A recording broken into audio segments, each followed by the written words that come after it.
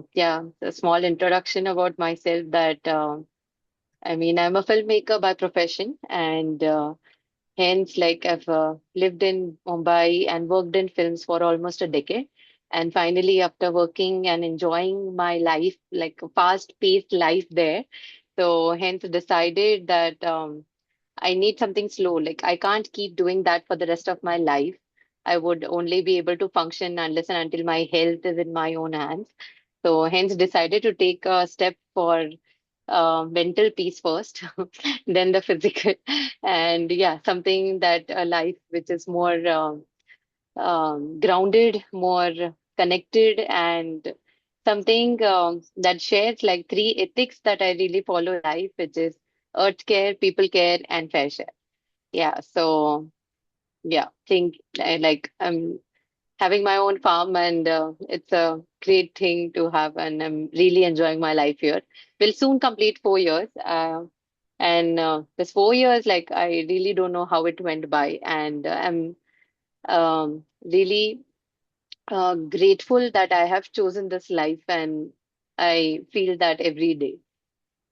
So So yeah, that's about I me. know we are going to talk about your new life and what you're doing right now, but the Bollywood buff in me has to ask the highlights of your Bollywood life. What was the something which you actually like loved doing there, and what were your learnings from there? And the most fun thing, like learnings again, we can talk about it. Like we can always keep talking about it. But what were the most fun things which you got to do in that life? Everything. I mean, I was always I'm born as a city girl, right? So I am a city girl. So, and living in Pune, like Bombay was always like my dream city there. So when I was a kid, I used to dance a lot. So I felt that, okay, I'll become a dancer. Then eventually started doing skits and theaters, then started like thinking that, okay, I want to become an actor.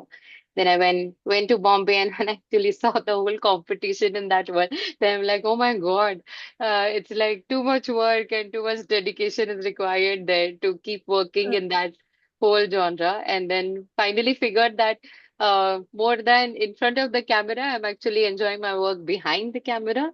And then that's how I started assisting there, assisting, and then finally ended up being a script supervisor. And the most fun part is actually working on a set. I mean, if it's a good film, if the team is good, the crew is good. I really love the energy of Mumbai. Like it's something about the city and about everyone in Bombay. Like it's a diverse culture, diverse nature there. So I really enjoyed that. I mean, enjoyed learning. I've learned so many things in Bombay in terms of films, in terms of like how to polish my own skills and jobs and meeting different sort of people. So I think, yeah, I mean, films was really fun. That is also something that I do miss now when I'm here at the farm. But yeah, I really enjoyed and cherished my whole moments in Mumbai. I've also lived in Mumbai for 6 years, and I know when you say ki, like that city has that like sense of intimacy and that sense of safety. So I totally get what you're saying. Okay. Yeah. So today's session, like we want to focus on this one thing. Like most of us, I don't know, most of us, but many of us, like a considerable amount of us, would really want to make switches or follow their passion, what they want to do. So career make major career switches or take exit from a job which they are not liking. But there are certain things which actually become their limiting beliefs or become their actual barriers. So we will try to talk a little bit more about that. So, like you left a successful decade-long career in Bollywood at the age of 29. Correct me if I'm wrong. Yeah, yeah, that's true. So, how did you financially prepare for that exit? Like, did you have a specific runway saved up, or was it a leap of faith? So, like as you mentioned that I left Bombay when I was 29, but there's also something that most of the people don't know.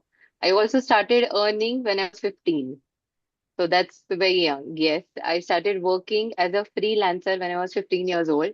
I was a background dancer and working with an actress in Marathi industry called as Sonali Kulkarni.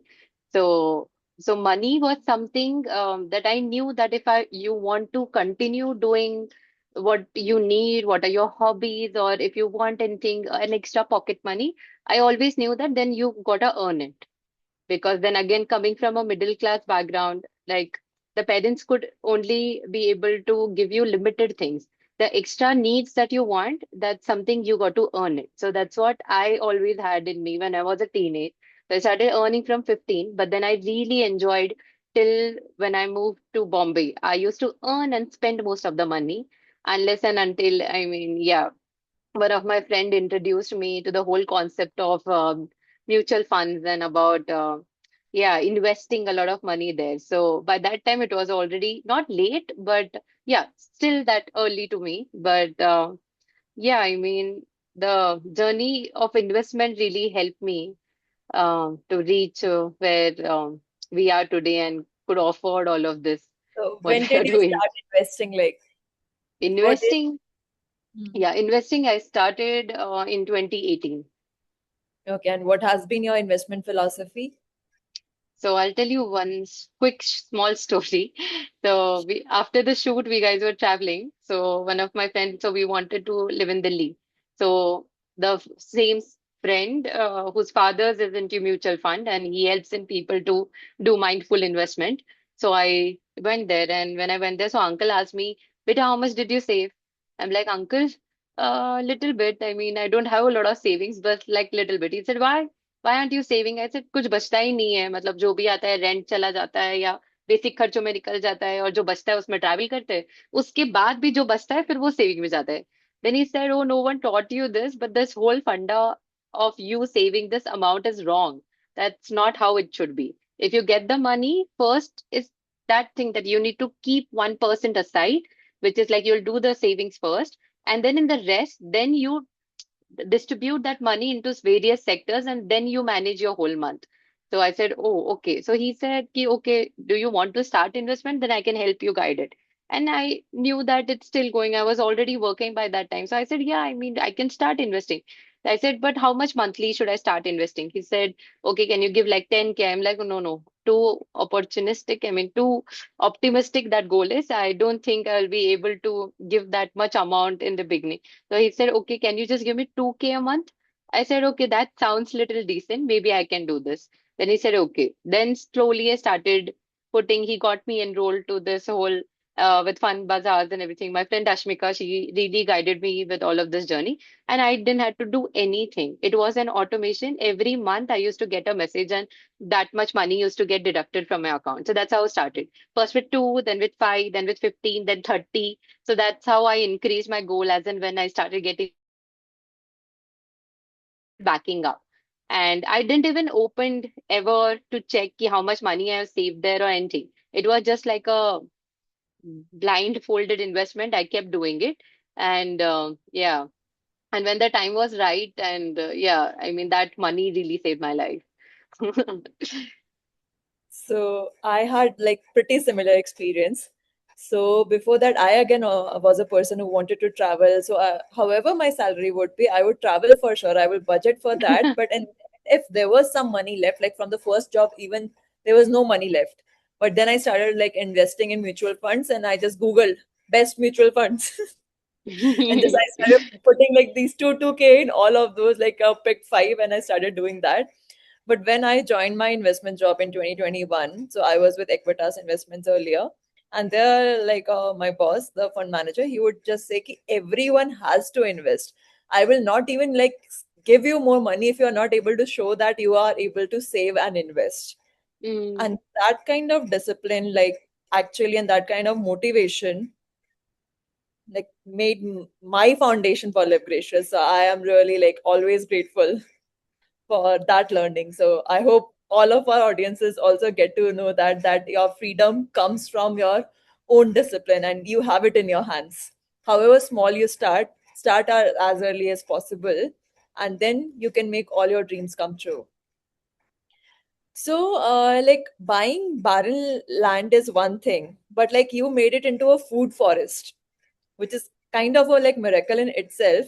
So, what were the unexpected cost in like the first initial days?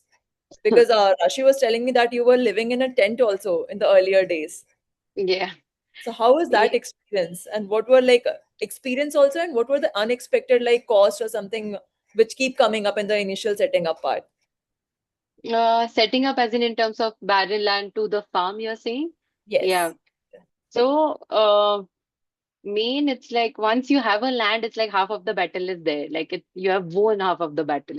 And then comes is like the second part of it, like about making a food forest. So I had divided. So I did a 50-50 rule. Like I first invested, like me and my father together, not me alone, because buying a land itself is a big investment, which I wouldn't have been able to do that except my family would have not been supported me for this. So my dad's retirement plan and my goal actually merged together into one timeline. And that's how we decided that, okay, this is something that we both are. He was looking at all of this like his second innings, like he wanted to stay more connected to nature and stuff like that. And I wanted my whole life to be here. So that's how we two decided that to do all of this, he needs me, and for my dreams too, I need him. And that's how we collaborated and how we made a BaapBeti Farm like that. And so we already had, I knew it that I'll need certain amount in terms of earthworks. Earthworks is basically designing your land with like heavy machines or with JCBs or shaping the land is what earthworks we call it.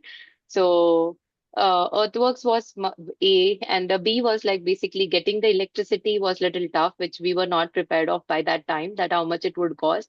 Then getting water is another thing.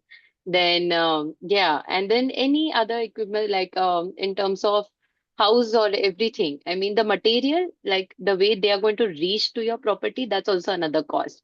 So when we bought the land, we made sure that all of these elements should be around the farm in terms of accessibility, light, water, and like majorly all three of these. But I didn't knew that how much it would cost us to get all of those. So that was a not calculated cost, but while doing it, then we figured, okay, this much we have to give. But at that point, there was no other option, but rather paying and getting things done because that was the most important things. We needed that. Without electricity or water, we couldn't function. So yeah, so that was like the hidden cost that we had not calculated after buying the land. You often keep mentioning a 50-50 budget rule. Mm. What is that? Like, for example, if I say nowadays, a lot of people also ask me this question, ki, Sneha, how much land would be enough? Like 1 acre, 1 acre would be enough.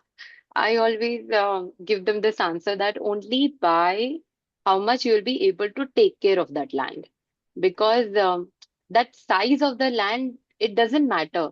It can be 10,000 square feet, it can be 20 gunthas, like half a acre, or it can be like any like small size, but if you will be able to take care of it or not is the question. Like is that's the question that you should ask yourself. That's why 50-50 rule is very important, because now based on the size now comes the budget, कि इतना बड़ा जगह लेना तो है, 1 एकड़ लेने की इच्छा है, बट 1 एकड़ अगर 10 रुपए में आ रही है तो मेरे पास 10 ही रुपए है.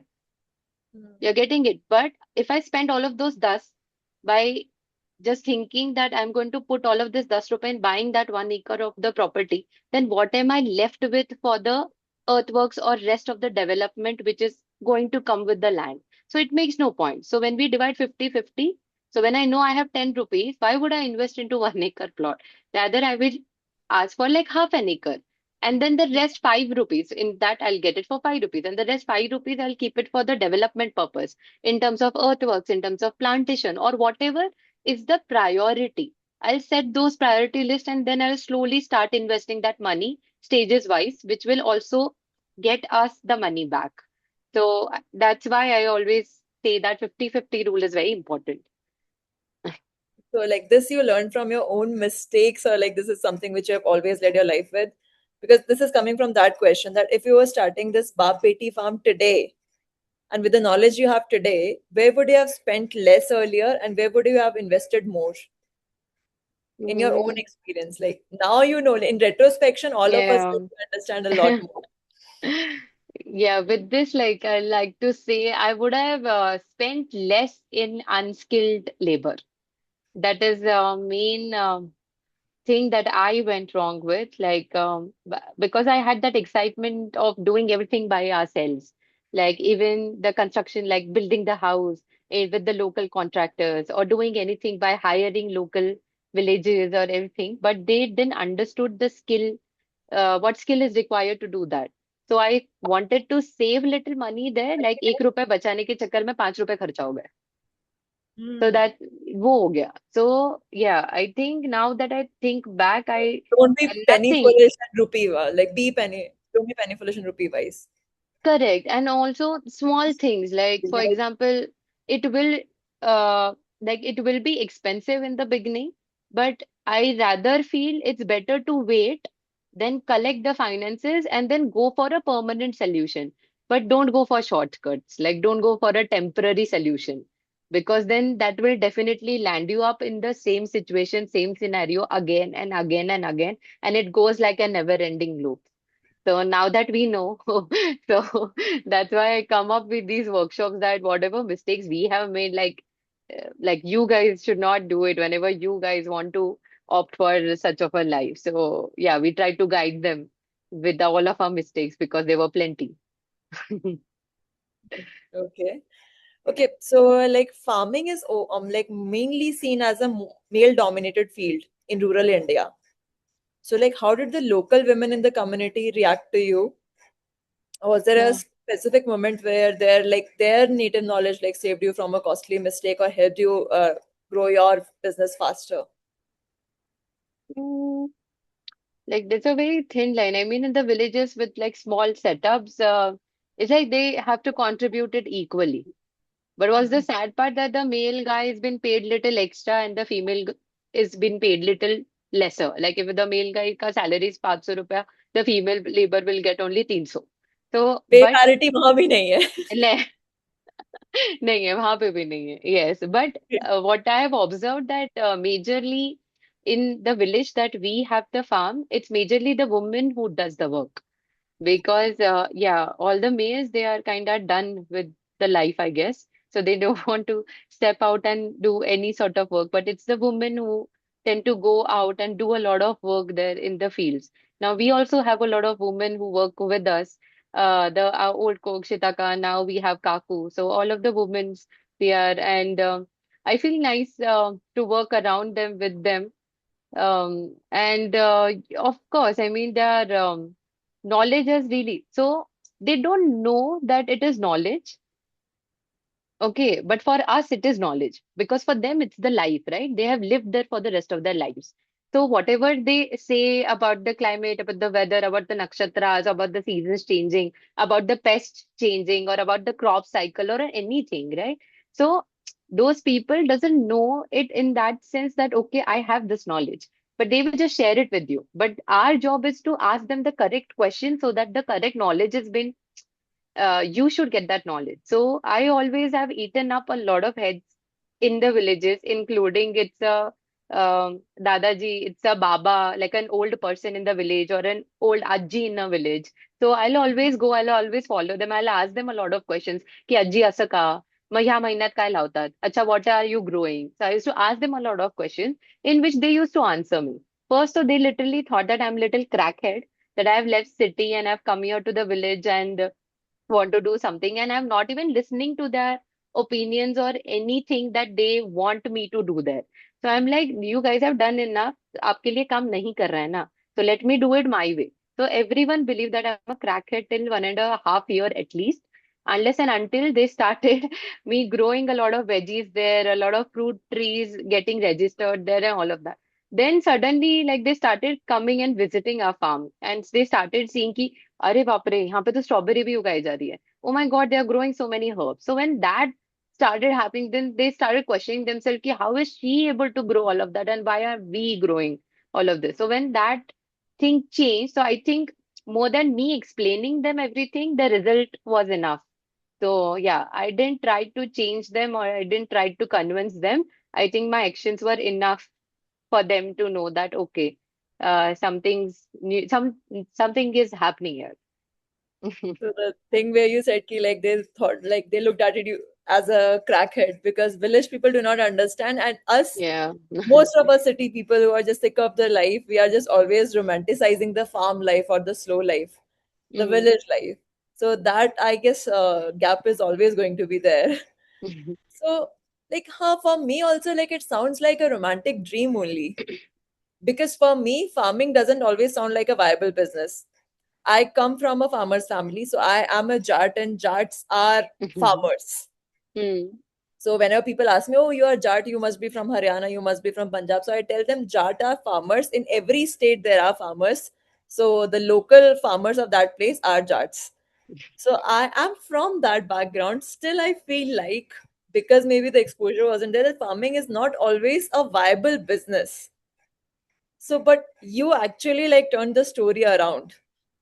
So you tell me, like, what does the business of slow living or creating a farm actually look like on a P&L sheet? Honestly, I don't have a very solid like a PNN sheet here, and I don't look at it like a business Maybe you do perspective. not have spreadsheets, but you are making it sustainable. For making it Yeah, sustainable, you need to be finance savvy, so which you are.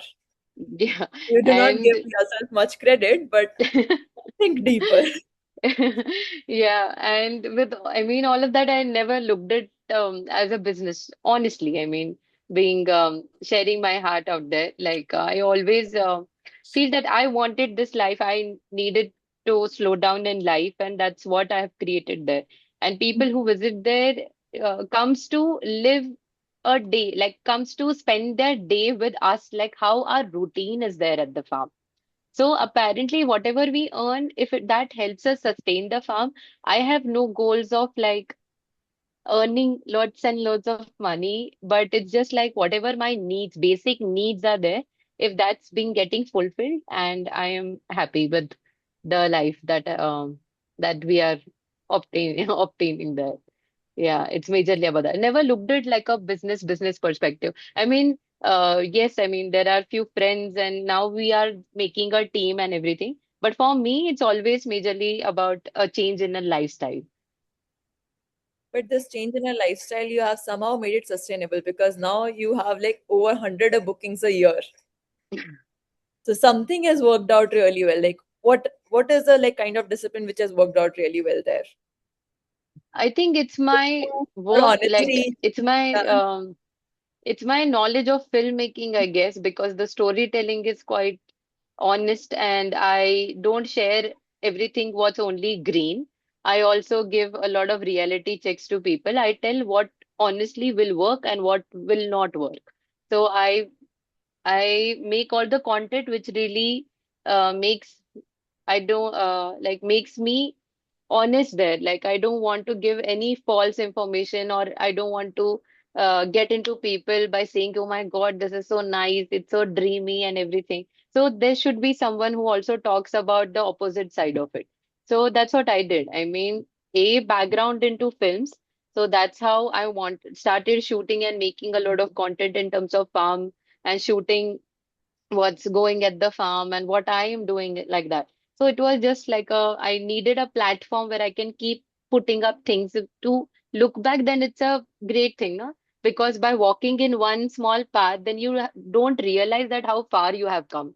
So you need some sort of data or some sort of a roadmap where you can look back and then you can see, oh my God, that's how far you have come. And that gives you a motivation, that gives you a kick to move even way further. So that's how it has been. I mean, that has worked. The storytelling has worked. And I think the place itself speaks a lot about what we do. So I think that's all people. I mean, our 90% of the people who book the stay with us are majorly who want to build their own farm life and who don't know how to begin with it. And majorly that those type of a crowd. And the rest 10% are genuinely nature lovers who doesn't want a lot of hectic schedule, who doesn't want a lot of noise or anything. They just want peace. They just want calm. They just want to sit beside the water body and just look where there is not a single human there. So I have 10% of those. So that's how, I mean, we get the bookings and we try to host them. No, I've realized that even though like you might not work with all the theories which you find in the books, but if you like keep following your passion with complete honesty and genuinity, like things all automatically start falling in place.